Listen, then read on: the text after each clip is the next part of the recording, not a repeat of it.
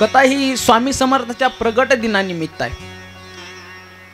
आपल्याकडे टाइम थोडा आहे आणि मी तुम्हाला टाइम थोडा आहे पण जास्त सांगणार आहे. त्याला इंग्लिशमध्ये काय म्हणतात, बोलतात काय करते, शॉर्ट बट स्वीट. थोडंच पण गोड, थोडंच खायचं पण गोड चांगलं खायचं, बरोबर आहे ना. म्हणून या स्वामी समर्थ प्रगट दिनानिमित्त एक दिवशी एवढा भव्य दिव्य कथा ठेवलेली आहे तुम्ही. आणि या कथेमधून आपल्याला स्वामी समर्थाचं काहीतरी घेऊन जायचं आहे आपल्याला या कथेमधून, बरोबर आहे. काहीतरी घेऊन जाण्यासाठी इथून तुम्ही आलात. प्रत्येक जण आपल्या स्वार्थासाठी इथे येतो. स्वामी समर्थाच्या मंदिरात येत असताना स्वार्थ साधून येतो आपण. स्वामी कथा हे आपल्याला सांगायचं गेलं तर स्वामी कथा हे अक्कलकोटच्या स्वामीची कथा नाही. स्वामी कथा हे मंदिरातल्या स्वामीची कथा नाही दादा. स्वामी कथा हे केंद्रातल्या स्वामीची कथा नाही. स्वामी कथा हे आपल्या घराला मंदिर बनवणारी कथा आहे. आणि ती कथा आज मी तुमच्यासमोर मांडणार आहे. स्वामी चरित्राची कथा मांडणार आहे. आणि स्वामीचं चरित्र सांगताना असं नाही की मी तुम्हाला डायरेक्ट स्वामीचं चरित्र सांगणार आहे, असं पण नाही.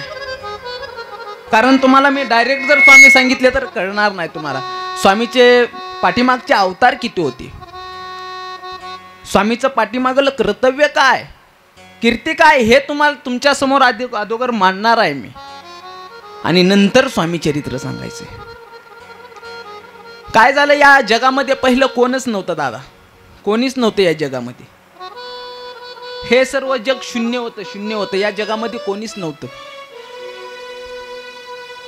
आणि कोणी नसल्यामुळं ब्रह्मदेवाने विचार केला की बाबा या जगामध्ये आता कोणी नाही आणि सृष्टीची तर रचना करायची आहे. म्हणून ब्रह्मदेवाने काय केलं, एका अंगातून आपल्या उजव्या हातातून उजव्या अंगातून मनु पहिला पुरुष असेल तो, की त्याला जन्म दिला आपल्या ब्रह्मदेवाने मनुला. आणि डाव्या अंगातून शत्रुपा राणी, हे पहिली महिला आहे की या जगामध्ये आलेली आहे. शत्रुपा आणि मनु.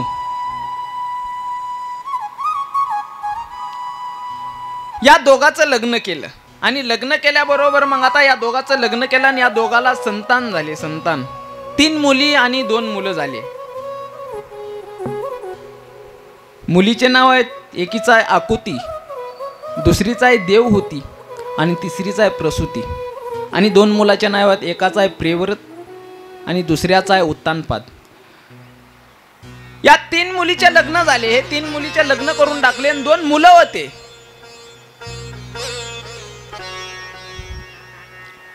आकुती दिली रुची प्रजापतीला. आकुतीचं लग्न केलं रुची प्रजापती सोबत, देवहूतीचं लग्न केलं कर्दम ऋषी सोबत आणि प्रसूतीचं लग्न केलं दक्ष प्रजापती सोबत. पण ऐका, ज्या वेळेस देवहूतीचं लग्न कर्दम ऋषी सोबत केलं ना, त्यावेळेस कर्दम ऋषीने सांगितलं की ज्या वेळेस मला पहिला मुलगा होईल, लग्न कर्दम ऋषी हे करत नव्हते. ब्रह्मदेवाने सांगितलं की कर्दमा, अरे तुला जर लग्न करायचंय ना तर या देवहूती सोबत तू लग्न कर. त्यावेळेस सांगितलं, कर्दमाने सांगितलं, हा मी लग्न करील पण ज्यावेळेस मला पहिला मुलगा होईल ना त्यावेळेस मी वनात जाईल भजनासाठी. हा, त्यानं लग्न झाल्यानंतर ठरवलं मी वनात जाईल भजनासाठी पहिला मुलगा झाल्याबरोबर. पण त्यांना ठरवून काय करायचंय, त्यानं किती जरी आपण ठरवलं तर आपल्या मनासारखं होतं का? आपण ठरवणारे कोण आहेत? आपल्या मनासारखं होतं का? नाही होत दादा. किती जरी आपण ठरवलं तर आपल्या मनासारखं कधीच होणार नाही. त्याच्या मनावर आहे. एक जणांना काय झालं, एक जणांना ठरवलं की बाबा आता एक बायको केली, आणखी एक बायको करावी. हा, कर तू बायको. त्यानं ठरवलं आता एक बायको केली आहे, हे तर बायको माझ्या सेवेसाठी आहेच, पण आणखी एक बायको केल्यानंतर आता 2 जणी मिळून माझ्या सेवा करतील ना, काम करतील माझं. एक जण हात चोपील, एक जण पाय चोपील. 2 बायका केल्यानंतर त्याला वाटलं आता त्यानं ठरवलं होतं दुसरी बायको करायची. त्यानं दुसरी बायको केली. दुसरी बायको केल्यानंतर मग आता सवत झाली ना, त्या दुसरी बायकोला सवत झाली तिला. आणि सवतीचं कसं असतं माहिती आहे का महिला मंडळ? सवतीचं ज्यावेळेस दुसरी बायको नटायला लागली ना त्याची, हिला वाटायचं ही एवढं का नटती, मला पण नटावं लागेल. सवत असल्यावर दोघी नटू नटू राहतात बघा. ती एवढी का देखणी दिसती, मी का दिसत नाही. तिनं मेकअप केला की तिला पण मेकअप करू वाटतं. सवत झाली महाराज त्याला, आणि सांगितलं की आता ही बायको माझे हात दाबती, माझं काम करते सगळं. पण त्यानं दुसरी बायको केल्यानंतर घरात भांडण चालू झालं त्याच्या. त्यानं ठरवलं होतं दुसरी बायको करायची, पण त्याच्या घरात भांडण झालं. बायको केली आणि भांडणं लागले. तो सगळ्या गावाला सांगितलं की बाबा त्यानं मी दुसरी बायको केली, पण आता फक्त त्यांची फजितीच ऐकावी लागली. मन आहे बघा, 2 बायकां फजिती ऐका. बरोबर आहे का? 2. तुम्ही म्हणसाल महाराज आता एकच भेटणं झाली आहे, दुसरी कुठली करावी, दुसरी कुठली करावी. एकीच अवघड झालंय महाराज, आता दुसरी कुठून बायको करावी. आताच्या मुलांना विनंती आहे की बाबा 250 रुपयाचं कापड घ्या भगव आणि वनामध्ये फिरा. वनामध्ये आता लग्न व्हायचा विचार नाही. एक वाक्य सांगतो ऐका, एक वाक्य सांगतो. चांगल्या मुलाला मुलगी आहेच. तुम्ही म्हणसाल नाही चांगल्या मुलाला मुलगी, चांगल्या मुलाला मुलगी आहे. जो चांगला मुलगा आहे ना त्याला मुलगी आहेच. 2 बायका करा फजित आहे का असं करायची नाही. म्हणून कर्दमानं बायको केली आणि कर्दमानं सांगितलं की बाबा एक पहिला मुलगा झाल्यानंतर मी कुठे जाणार आहे, वनाला जाणार आहे. वनाला भजनासाठी जाणार आहे मी वनाला. हो, आता पण देवानं ठरवलं की आता याला मुलगाच होऊ द्यायचा नाही. देवानं ठरवलं याला मुलगाच होऊ द्यायचा नाही. मुलगा देवाच्या मनावरती असतं, आपल्या मनावरती नाही. आपण किती जरी म्हणलं आपण हे करायचं ते करायचं, पण आपण किती जरी ठरवलं तर आपल्या मनासारखं कधीच होणार नाही, कारण त्याने ठरवावं लागेल.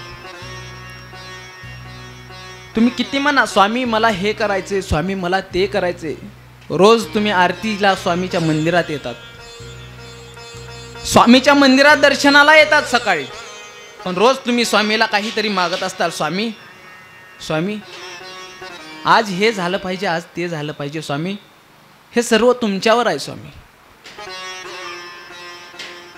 स्वामी हे सर्व तुमच्यावर आहे. आज असं झालं पाहिजे, आज तसं झालं पाहिजे, पण काहीच होत नाही दादा. ज्या वेळेस स्वामी मनावर घेतील ना त्यावेळेस तुमचं नक्की कल्याण झाल्याशिवाय राहणार नाही दादा. पण हे स्वामींनी मनावर घेतलं पाहिजे. स्वामी समर्थाची कथा आहे ना, स्वामी समर्थ म्हणतात भिवू नकोस, मी तुझ्या पाठीशी आहे, मी तुझ्या पाठीशी आहे, भिवू नकोस. पण कधी ज्या वेळेस त्यांनी मनावर घेतलं त्यावेळेस. किती जरी आपण स्वामीच्या मंदिरात गेलो, दर्शनासाठी गेलो, मनी नाही भावन देवा मला पाव असं झाल्यावर काय. मनात आपल्या स्वामीविषयी भावच नसेल तर मंदिरात जाऊन काय करायचंय. घरी बायको नवऱ्याला भांडण करत असल्यावर मग मंदिरात जाऊन काय करायचंय.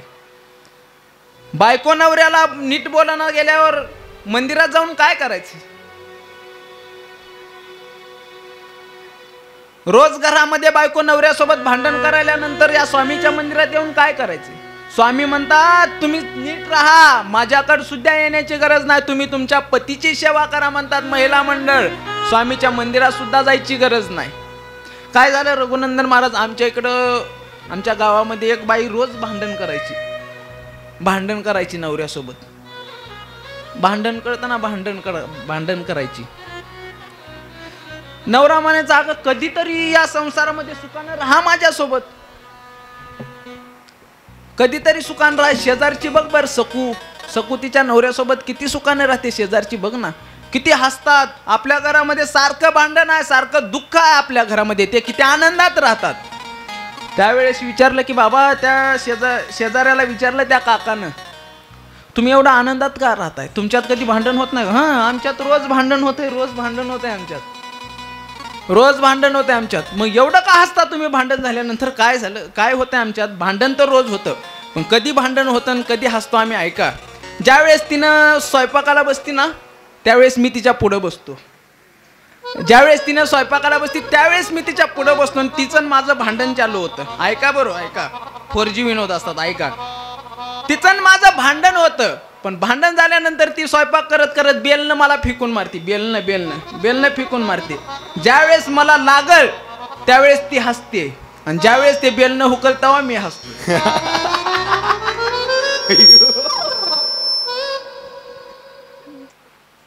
कळालं का. असं या कर्दम ऋषींनी ठरवलं की बाबा या संसारामध्ये गुंतून राहायचं नाही, मला भांडण करायचं नाही, या संसारामध्ये गुंतून राहायचं नाही, मला एक मुलगा झाला की वनामध्ये त्या देवाची प्राप्ती करण्यासाठी जायचंय. ठरवलं, पण देवाने ठरवलेलं वेगळंच होतं. देवाने सांगितलं की बाबा याला पहिला मुलगा होऊच द्यायचा नाही दादा. मुली झाल्या, एक मुलगी झाली दादा, त्याला एक मुलगी झाली. एका मुलीच्या पाठोपाठ मुलगा, एक मुलगी झाली. तेव्हाच कर्दम ऋषी वनामध्ये जात होते. पण देवहूतीनं सांगितलं की बाबा तुम्ही मुलगा झाल्यानंतर वनामध्ये जाणार आहेत, मुलगी झाल्यानंतर नाही. मुलगा झाल्यानंतर तुम्ही वनात जाणार आहेत, मुलगी झाल्यानंतर नाही. एक मुलगी झाली, दुसरी पण मुलगी झाल्या. अशा 9 कन्या झाल्या त्या कर्दमाला. देवहूतीला आणि कर्दमाला 9 कन्या झाल्या.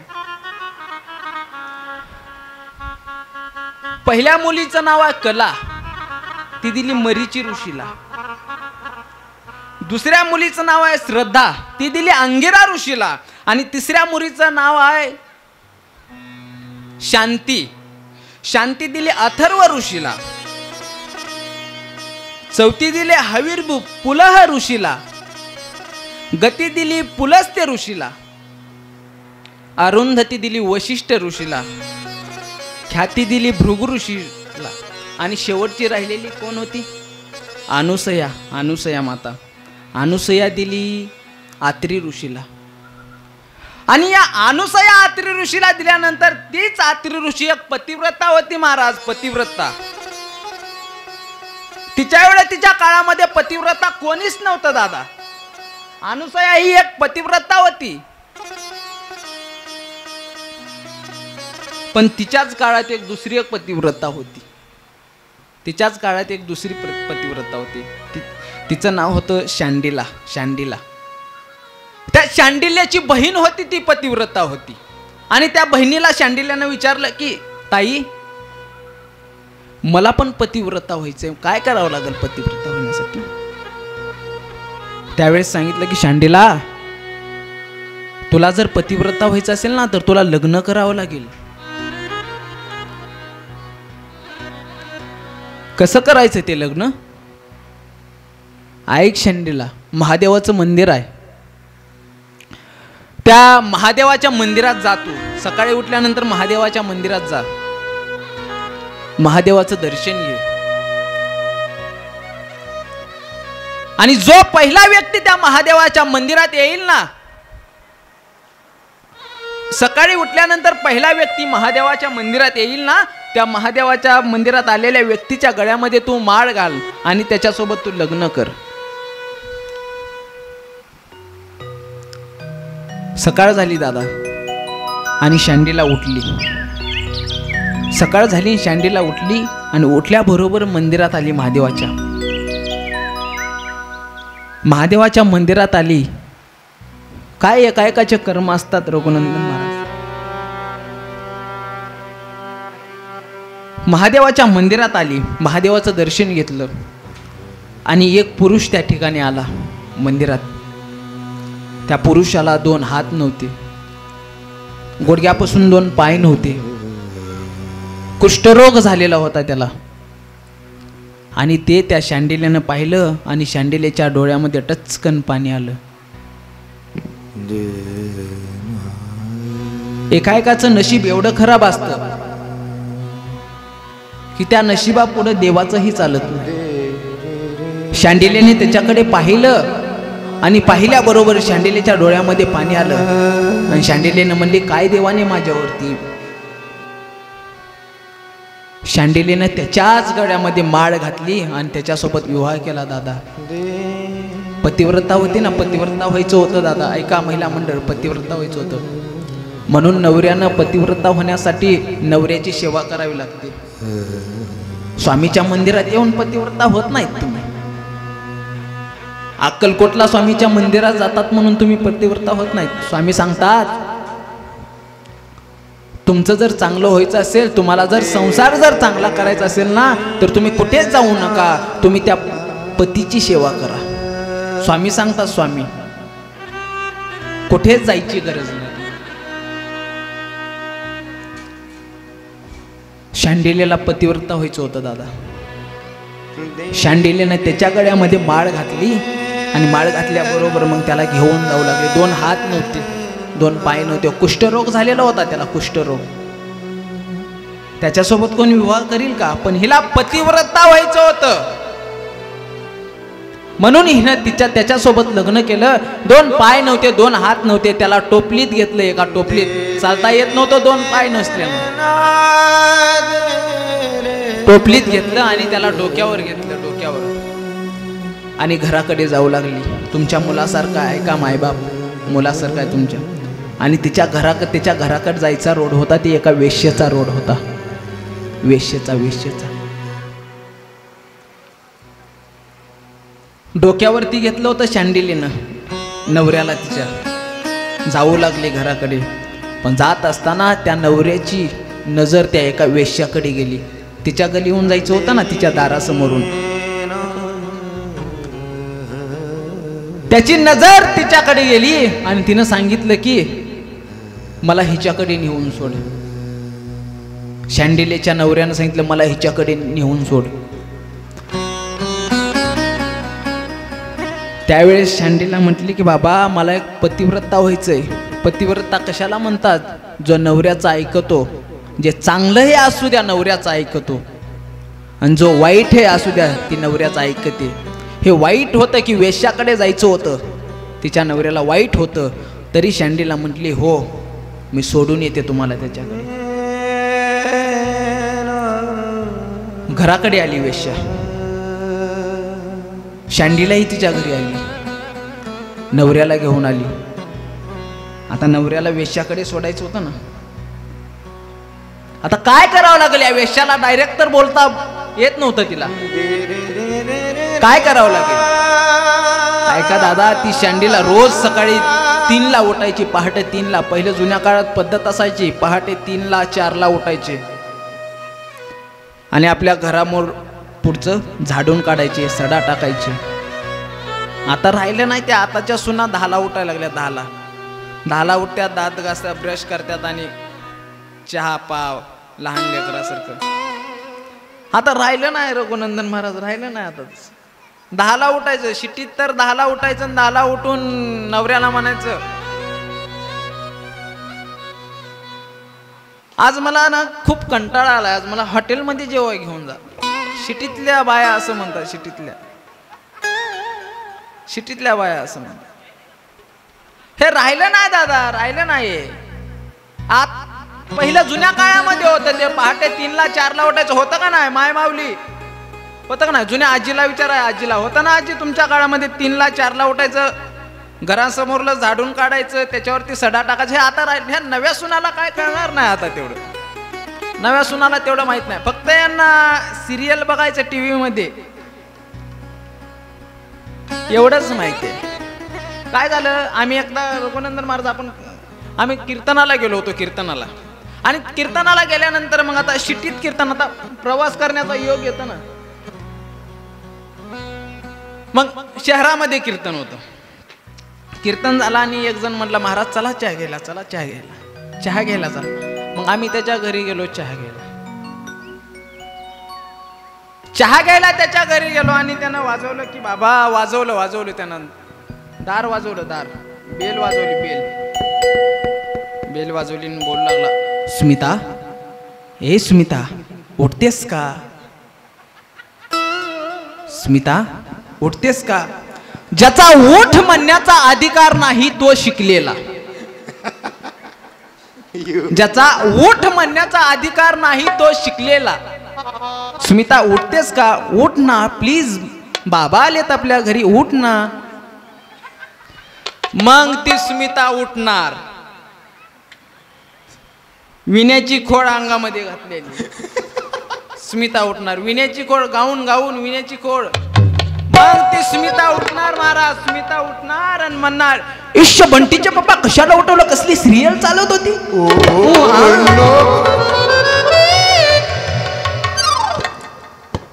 कसली सिरियल? अगं आपल्या घरी बाबा आलेत, ऐक स्मिता चहा कर, 2 कप चहा कर, बाबांनाही कर, तुला पण कर. स्मिता म्हणते तुम्ही चहा करा ना, मला खूप कंटाळा आलाय, तुम्ही चहा करा, मलाही द्या आणि बाबांनाही चहा द्या. बाबांना ही कुठलं झालं? ही शहरातलं झालं. शहरातलं खेड्यात बी कीर्तनाला जाण्याचा योग होता ना, कथा कीर्तनाला. ही शहरातलं झालं. पण खेड्यात असं नाही महाराज. कीर्तन झाल्याबरोबर पाटील असतात, रामभाऊ रामभाऊ महाराज येता का दुधाला? दुधाला आम्ही दुधाला यावं आणि तुम्ही काय करावं. मग ही घरी जाणार रघुनंदन महाराज आणि घरी गेल्यानंतर मग बायकोला उठवणार. अय उठ, महाराज आलाय आलाय आलाय. अय उठकी या. अय आका तू म्हशी हाकराला का काय?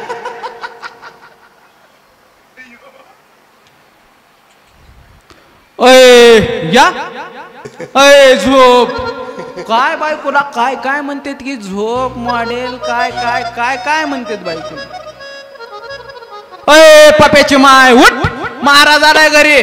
मग ते उठणार बायको त्याचे. काय लावलं सकाळपासून? Toy toy toy toy. आत्ताच झोपले होते तर तुम्ही काय लावलं? अगं महाराज आला आपल्या घरी. हा घाल महाराजाला चुलीत घाला तिकडे महाराजाला. म्हणून त्याच्यासाठी आम्ही मधला पर्याय काढलाय. बाबा तुमच्या घरी चहा घ्यायला नकोच आम्हाला यायचं, सुट्ट्या 10 द्या, आम्ही वाटणं चहा पितो.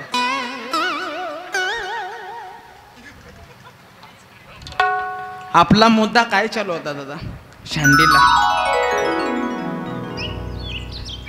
रोज 3ला उठायची आणि 3ला उठून सकाळी झाडून काढायची वेश्येच्या घरासमोरलं, सडा टाकायची.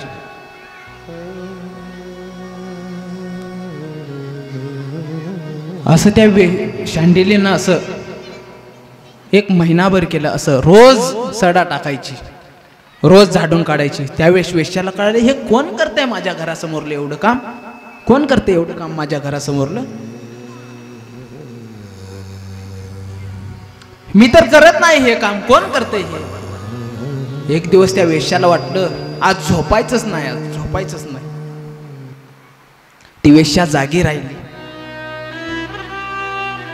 आणि जागी राहिल्याबरोबर 3 वाजता ते शांडिले आली तिच्या दारात झाडून काढायला. झाडून काढत होती त्यावेळेस वेश्याने विचारलं का ग कशासाठी? कशासाठी हे करते माझ्या घरासमोरचं का करते तू हे? डायरेक्ट बोलता येत नाही ना तिला. वेश्या होती, तिच्यासोबत डायरेक्ट बोलता येत नव्हतं. तिने सांगितलं तू वेश्या आहे ना, माझ्या नवऱ्याची नजर तुझ्याकडे गेलेली आहे आणि माझ्या नवऱ्यानं सांगितले की मला तुझ्याकडे यायचं आहे म्हणून हे मी करते. तिने सांगितलं घेऊन ये तुझ्या नवऱ्याला. काय असते पतिव्रता आहे काय माझ्या? शांडिल्याला सांगितलं घेऊन ये तुझ्या नवऱ्याला. शांडिले घेऊन जाऊ लागले आपल्या पतीला. टोपलीत घेतलं, टोपलीत वेश्येच्या घराकडे निघू लागली. पण त्याच वेळेस एक मांडव्य ऋषी होते. मांडव्य ऋषी सुळावर गेले होते. जर सूळ त्यांच्या जर पोटात घुसलं ना, ते मांडव्य ऋषी मरणार होते. पहिल्याच्या शांडिल्याच्या जीवनामध्ये दुःख होता. असला नवरा भेटला. 2 हात नव्हते, 2 पाय नव्हते, काम करत नाही, कष्ट करत नाही, खायचं काय प्यायचं काय?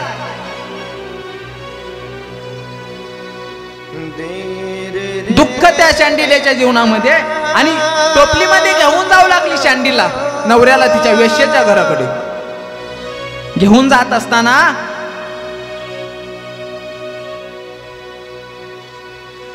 त्यानं काय केलं माहितीये का? ते ऋषी मांडव्य ऋषी सुळावर गेले होते ना, त्यांना धक्का जरी लागला असताना ते सूळ पोटात घुसणार होतं त्यांच्या. जात असताना टोपलीत होतं. त्यानं त्या मांडव्य ऋषीला धक्का दिला आणि तेच धक्का दिल्यानंतर ते सूळ त्या मांडव्य ऋषीच्या पोटात घुसलं. आणि ते मांडव्य ऋषीच्या पोटात घुसल्याबरोबर मांडव्य ऋषीनं शाप दिला, ज्याने कोणी मला धक्का दिलाय ना ते उद्या सकाळपर्यंत मरणार, सूर्योदय झाल्यानंतर त्याचं मरण पावणार. काय करावं महाराज? दुःख येऊ लागलं शांडिलीच्या जीवनामध्ये. शांडिल्या म्हटली हे नवरा भेटलाय मला पतिव्रता व्हायचंय ना, याची सेवा करावीच लागणार आहे. पुण्या बायकोला वाटतं माझा नवरा उद्या मराय. सूर्योदय उगवणार होता, त्यावेळेस सूर्योदय उगवल्या बरोबर तिचा नवरा मरणार होता दादा. तिनं सांगितलं की बाबा सूर्य जर उगवणार असेल आणि माझा जर नवरा मरणार असेल, त्या सूर्याला शाप दिला महाराज. शांडिल्यनं शाप दिला, एवढी पतिव्रता होती. शाप दिला, सूर्या तू जर उद्या जर उगवलास ना तर तुला जाळूनच टाकते. म्हणजे एवढ्या माणसानं पतिव्रता राहो महिला मंडळ, जाळून टाकते. तू जर उद्या उगवलीस ना तर तुला जाळून टाकते, जाळून. महाराज पतिव्रतेचं लक्षण काय आहे? 6 महिने सूर्यच उगवला नाही, 6 महिने सूर्यच उगवला नाही. सर्व देव सूर्याकडे गेले आणि सूर्याला म्हणू लागले, सूर्यदेवा उगवा ना, उगवा सूर्यदेवा. त्यावेळेस सूर्यानं देवाला सांगितलं, मी उगवेल पण आधी तुम्ही त्या शांडिल्यकडे जा. शांडिल्य मी जर उगवलो तर ती शांडिल्य मला जाळून टाकणार आहे. देव सगळे शांडिल्याकडे आले. महाराज सूर्य उगवा, सूर्य उगवा, शांडिल्य माता सूर्य उगवा. शांडिल्य म्हटली, सूर्य उगवला असता पण माझा उद्या सकाळी नवरा मरणार आहे सूर्योदय झाल्यानंतर, मग का सूर्य उगवू मी? जर उगवूच द्या म्हणली त्या सूर्याला, उद्या सकाळी त्याची जाळून राख केल्याशिवाय राहणार नाही. एवढी पतिव्रता ती शांडिल्य होती दादा. देवाचं ऐकना झाली, कोणाचं ऐकना झाली. मग ऐकल कुणाचं? ऐकल कुणाचं? महाराजाची भाषा कुणाला कळते? महाराजाची महाराजाला कळते. डॉक्टरची कुणाला कळते? डॉक्टरची भाषा कळते का? इंग्लिश डॉक्टर लिहून देतो तो कळतं का आपल्याला? नाही, डॉक्टरालाच भाषा कळणार. मग आता हिची भाषा कुणाला कळावी? हिच्याच काळामध्ये अनुसया माता ही पतिव्रता होती. आता डॉक्टरची भाषा आपल्याला काय कळणार आहे रघुनंदन महाराज? काय पहिले जुन्या काळात दवाखाना नाव असायचं, दवाखाना नाव असायचं. हे आताचा नवीन काळ आला तो खूपच महाराज वेगळा काळ आहे हो. आता हॉस्पिटल म्हणतात, हॉस्पिटल. म्हातारे माणसं म्हणतात हॉस्पिटल, हाऊस. बरोबर त्या दवाखान्यात गेल्यानंतर आपली हाऊस पिटल्याशिवाय राहणार नाही महाराज. त्याचं नावच हाऊस. म्हातारे माणसं काय म्हणतात? हाऊस. हे खरं तर म्हाताऱ्या माणसाला एवढा जसं जसं वय वाढेल तसं तसं संसाराची इच्छा असते बघा. 12ला उठणार मग 12ला म्हातारा उठणार महाराज, 12ला आणि म्हणा दरवाजा. म्हाताऱ्या माणसाला जसं वय वाढेल ना तसं संसाराचं लक्षण असते. गाडी बाहेर लावा तुम्ही, मोटरसायकल बाहेर, 1ला म्हातारा उठून घराच्या बाहेर येणार आणि गाडीमध्ये यार तुझ्या वयात काय केलं तू?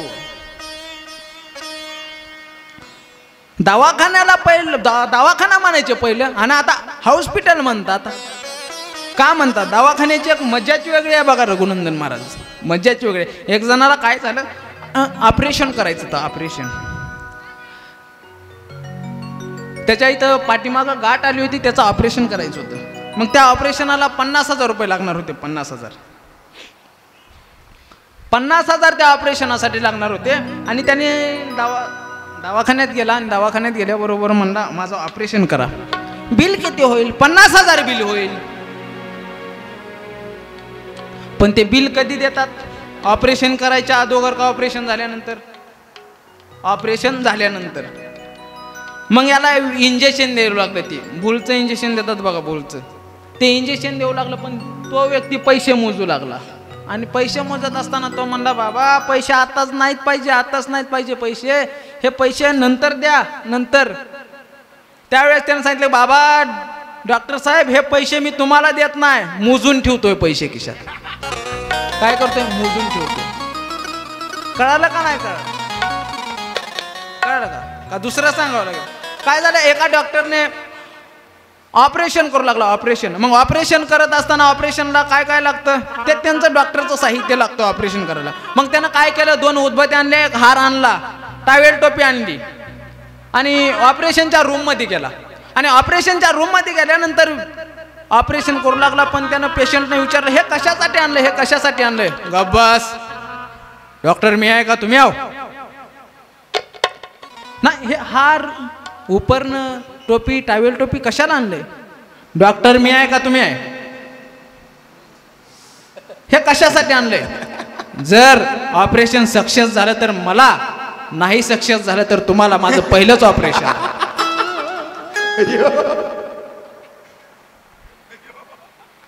हे पहिलं दवाखाना म्हणायचे, आता हाऊस फिटते का नाही महाराज? हाऊस फिटते का नाही? गरिबी आणि दवाखाना कुणाच्याच मागे लागली बाबा. ऐका ना. आता कुणाला कळणार होतं तिची भाषा? तिला कुणाची भाषा कळणार होती? अनुसयाची भाषा कळणार होती. अनुसया मातेकडे त्यावेळेस नारद मुनी होते. नारद आता गल्लोगल्ली नारद आहे. त्यावेळेस एकच होता नारद होता एक, आता गल्लोगल्ली आहे. नारद त्यावेळेस होता. नारदानं अनुसयाला सांगितलं की ते शांडिल्या आहे ना, ते सूर्य उगवू देणार ना. सूर्य, अनुसया माता एवढी पतिव्रता होती की तिच्या काळात दुसरं कोणच पतिव्रता नव्हती. ती शांडिल्याकडे गेली, शांडिल्याला म्हणू लागली, शांडिल्या सूर्य उगवू दे. तिनं सांगितलं की मी सूर्य उगवू देईल, पण माझा नवरा उद्या मरणार आहे सूर्योदय झाल्यानंतर, मग का सूर्य उगवू देऊ?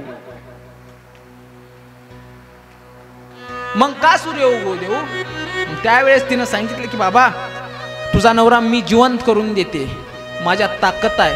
सूर्य उगवू दिला, तिचा नवरा मेला. आणि अत्रि ऋषीचे जे पाय धुल्याला तीर्थ होतं ना, ते पाय धुल्याला तीर्थ त्याच्यावरती टाकलं आणि त्याचा नवरा जिवंत झाला. 2 हात आले, 2 पाय आले, कुष्ठरोग ही निघून गेला. ही अनुसयाच्या पतिव्रतेची ताकद आहे दादा. काय होते अनुसया? आणि त्याच अनुसयाच्या पोटी कोण जन्माला आलं? त्याच अनुसयाच्या पोटी एवढी पतिव्रता होती दादा. अनुसयानं उपासना केली की बाबा तिघी होत्या, तिघीला अहंकार झालेला होता. कोण? सावित्री ब्रह्मदेवाची पत्नी, लक्ष्मी विष्णूची पत्नी आणि पार्वती होती, पार्वती महादेवाची पत्नी. या तिघीला अहंकार झाला होता. माझ्या एवढं पतिव्रता कोण नाही. नारदानं सांगितलं की बाबा, नारद ही सावित्रीकडे गेली. सावित्रीला सांगितलं की सावित्री, काय सावित्री म्हणजे तुम्हाला एका बाईच्या नकाची सर नाही. नारदा असं बोलतोस का रे मला तू? मी एक पतिव्रता आहे. तिनं सांगितलं की तुम्हाला एका बाईची सर नाही, बाईच्या नकाची सर नाही. तुमच्यापेक्षा भारी पतिव्रता आहे अनुसया माता. काय झालं? तिने तिच्या नवऱ्याला सांगितलं की बाबा, ब्रह्मदेवाला सांगितलं सावित्रीने. फोन लावला, ब्रह्मदेवाला, विष्णूला लावला फोन. हे सर्व तिघे जण गेले, महादेव विष्णू हे अनुसयाकडे गेले आणि अनुसयाला सांगितलं की बाबा आम्हाला जेवण पाहिजे, पण जेवण 2 प्रकारचं पाहिजे. वेळ आपल्याला कमी आहे, त्याच्यामुळं आपल्याला स्वामी चरित्र बघायचं आहे, स्वामीचे प्रगट दिनानिमित्त. तिनं सांगितलं की बाबा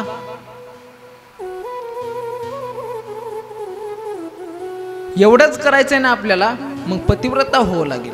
मग कोण होतं पतिव्रता? अनुसया माता होते. आम्हाला जेवण पाहिजे, जेवण. आणि जेवण कसं पाहिजे? 2 मुद्दे, 2 नग्न पाहिजे होते. एक तर त्याला अग्नी नाही असं पाहिजे होते, आणि दुसरं पाहिजे होतं नग्न अवस्थेमध्ये जेवण पाहिजे होते.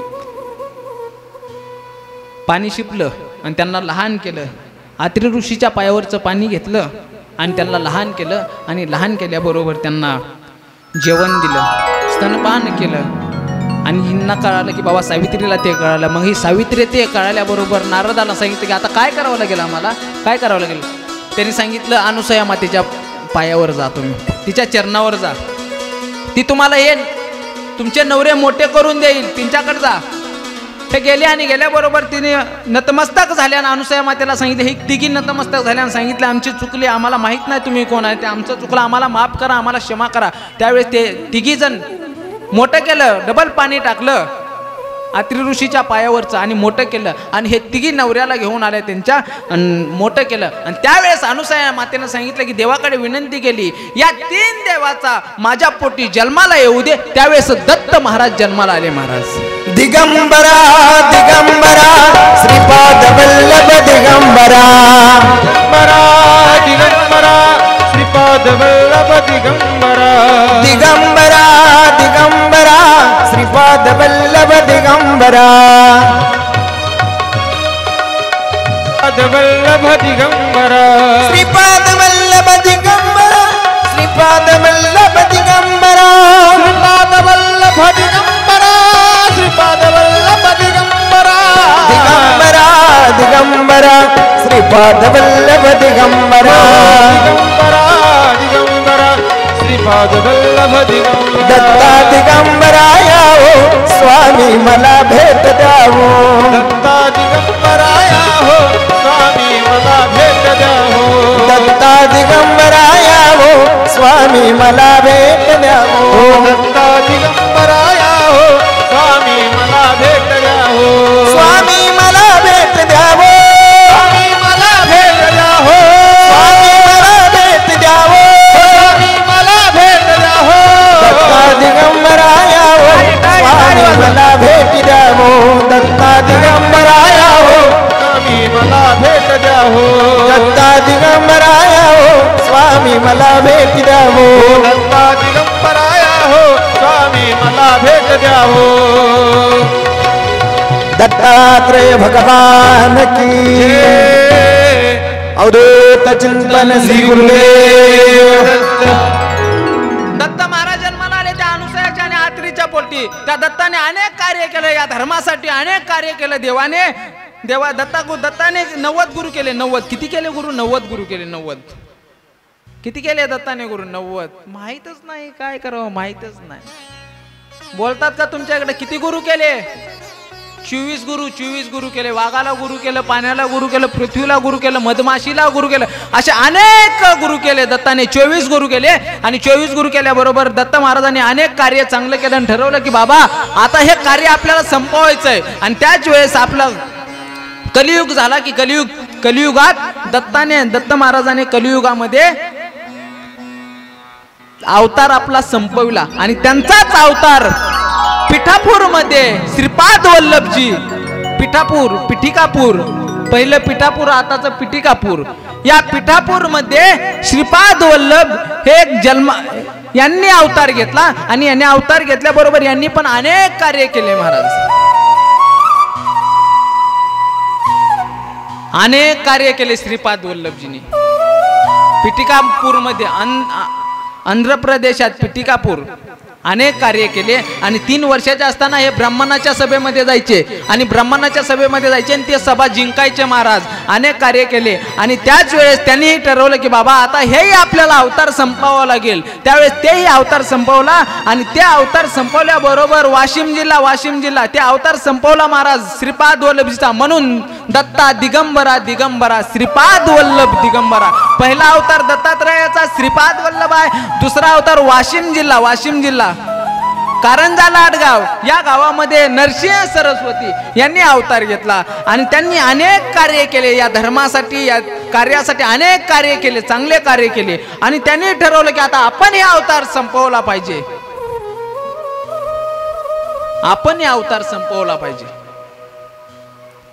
त्यांनी अवतार संपवला दादा ऐका कारंजा लाडला अवतार घेतला होता त्यांनी अवतार संपवला